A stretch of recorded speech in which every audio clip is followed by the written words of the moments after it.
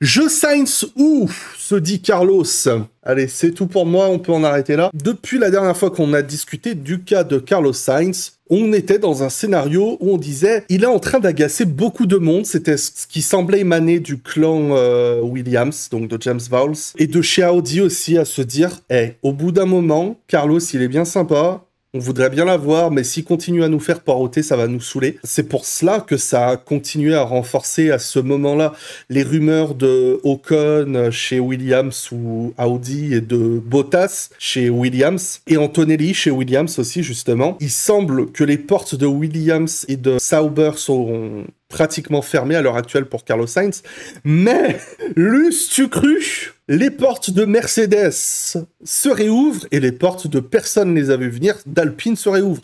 Alors moi le premier, je l'ai pas vu venir Alpine parce que j'étais le premier à vraiment fermement m'opposer à l'idée et même aux rumeurs qui pouvaient émaner.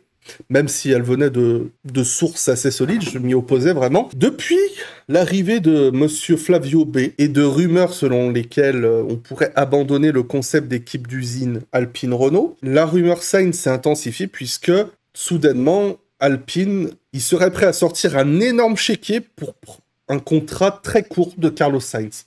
Genre 1 an, voire 2 ans grand max. J'ai envie de dire, après Ricardo et Alonso, et Gasly, parce qu'il faut rappeler qu'ils ont sorti le chéquier pour casser son contrat Red Bull, ce serait quand même exceptionnel d'à nouveau claquer une fortune pour prendre Carlos Sainz pour une saison. Et je vous jure, s'ils font ça, mais c'est... Ils vont nous obliger à sortir l'encyclopédie de la loose par Alpine. Quel intérêt d'aller dépenser une fortune pour récupérer Carlos Sainz.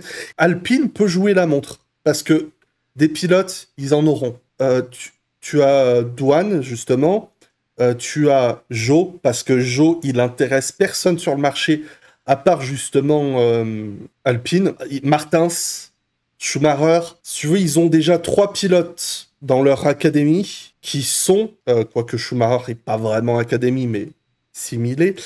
Ils ont 3 pilotes qui auront les capacités de faire au moins le boulot pour prendre la place en F1. Donc, ils peuvent jouer la montre. Et si, à la fin du marché, il n'y a plus une seule place de libre, et que Carlos Sainz, en se retournant de tous les côtés, il voit une place chez Alpine, il n'y aura pas besoin d'un gros chèque pour le convaincre. Il n'y aura pas besoin de ça pour le convaincre. Donc, pour moi, ça n'aurait aucun intérêt. Il se dit donc les possibilités Mercedes. Et là, c'est exceptionnel, parce qu'il y a un éventail exceptionnel de possibilités qui s'ouvrent. Encore une fois, Carlos Sainz, il veut du très court. Parce que Carlos Sainz, il viserait une place Red Bull. Red Bull ne veut pas de Carlos Sainz avec Max Verstappen. Ça s'était très très mal passé entre les deux chez Toro Rosso. Une des raisons pour lesquelles, justement, Carlos Sainz n'avait pas été rappelé lorsque Ricardo est parti. Mais le fait est qu'il y a toujours une possibilité de voir Verstappen quitter la maison en 2025 ou 2026. Et quand bien même Sainz, dans tous les cas, se dit Pérez, c'est inconcevable qu'il continue aussi longtemps. On parlera de Red Bull juste après. Mais tout ça pour dire que c'est, de ce que je comprends, pour cela que Carlos Sainz vise du très court terme. Et honnêtement, si tu regardes la Carlos de carrière Sainz, ça a toujours marché. Elle était pas mal celle-là. Au début, il voulait se barrer de Toro Rosso. Il a eu un contrat court terme avec McLaren, ça a marché. Avec Renault, pardon, ça a marché. Ensuite, il a eu 2 ans avec McLaren, ça a marché. Et ensuite, Ferrari est allé le chercher. Bon, on peut pas dire que ça s'est mal passé. C'est pas idiot de sa part. Mercedes, visiblement, il y a quelque temps, ils étaient pas très très chauds à l'idée de prendre Sainz. Mais maintenant, Mercedes aurait des intérêts communs puisque eux aussi, visiblement, jouent la montre parce qu'ils sont toujours en train d'essayer de séduire Verstappen et qu'en face, finalement, un contrat court, ça peut leur convenir. Un contrat court parce que, également, quand bien même l'option Verstappen ne serait pas viable, Kimi Antonelli, on a l'accord de l'équipe Mercedes, enfin de la structure, les dirigeants, investisseurs, tout ça, Mercedes, mais on ne semble pas très enclin à tout de suite le promouvoir, puisque, comme je le disais avec Berman, la saison ne se passe pas très bien en Formule 2. On rappelle qu'il a sauté quand même une classe, Antonelli. Donc, lui, en plus, c'est pas déconnant. Un switch Max Antonelli pour 2026, Max Carlos serait envisageable peut-être pour 2026.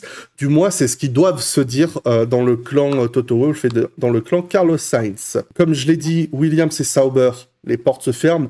Mais d'un autre côté, vu l'évolution des choses, entre un contrat moyen-long terme avec Williams et Sauber qui sont en fond de grille, et des contrats court terme avec Alpine qui renoue avec les points et qui serait assez court-termiste pour pouvoir sauter quand le bateau aura fini de couler, ou un contrat court-termiste avec une Mercedes qui vient d'enchaîner 2 victoires consécutives, c'est pas des options dégueulasses. Il y avait aussi une question de Sainz qui aimait pas trop l'idée d'être vu comme une option de provisoire pour Mercedes.